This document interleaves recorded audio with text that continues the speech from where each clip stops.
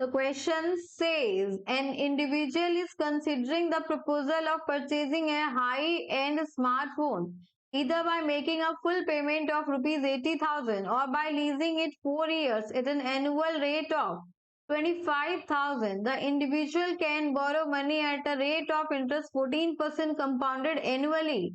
Which course of action is more preferable? तो यहाँ पे 4 course of action given है, उसमें से मुझे एक कोर्स ऑफ एक्शन को चूज करना है। तो फर्स्ट ऑफ ऑल यहाँ पे हम प्रेजेंट वैल्यू फाइंड आउट करते हैं इस अमाउंट की। तो यहाँ पे देखिए हमें एन्यूटी अमाउंट गिवन है, सो एन्यूटी अमाउंट गिवन है दैट इज रुपीज 25,000। तो ये मेरा हो गया annuity amount. Then rate of interest, so rate of interest कितना गिवन है? Rate of interest is 14%। को डेसिमल में कन्वर्ट करें बिकॉज आई को हम डेसिमल में लेते हैं, so that will be 14 divided by 100 which is equals to 0.14 per annum. Then next हमें टाइम की वैल्यू भी गिवन है, time small n which is equals to 4 years. तो ये हो गया आपके पास 4 इयर्स।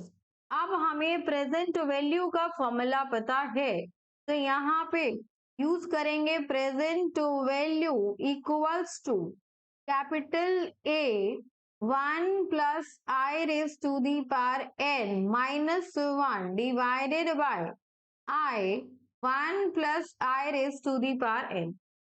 अब यहाँ पे हम सारी वैल्यू सब्स्टिट्यूट करें तो present value will be equals to capital A की वैल्यू है 25,000, 1 प्लस आई की वैल्यू आई थी 0.14 raise to the power 4 minus 1 then divided by minus 1 then divided by I which is 0.14 into 1 plus 0.14 raised to the power 4। तो यहाँ से further इसको simplify करेंगे, so this will be 25,000। Then ये वैल्यू हो जाएगी आपके पास 1.1 के बाद से पॉइंट एंड देन ये 1.4, तो यहाँ पे आ गया आपके पास 1.14 raise to the power 4 minus 1 divided by 0.14 और अगेन ये भी 1.14 raise to the power 4।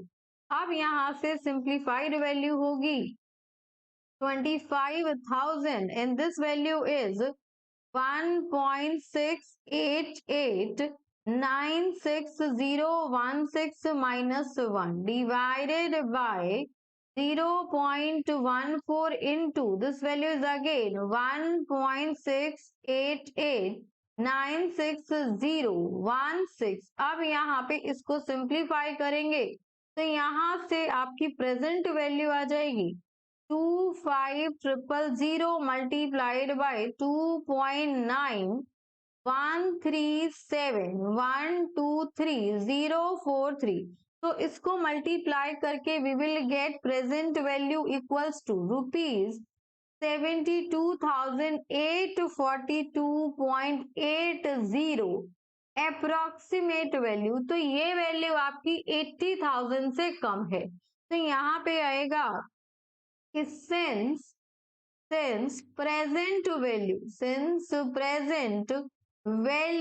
this is the present value of annuity, present value of annuity is less than the purchase value, purchase करने के लिए कि 80,000 पे less than the purchase value, then leasing is preferable, that means full amount दे के लेने से बेहतर है कि आप लीजिंग पे लें।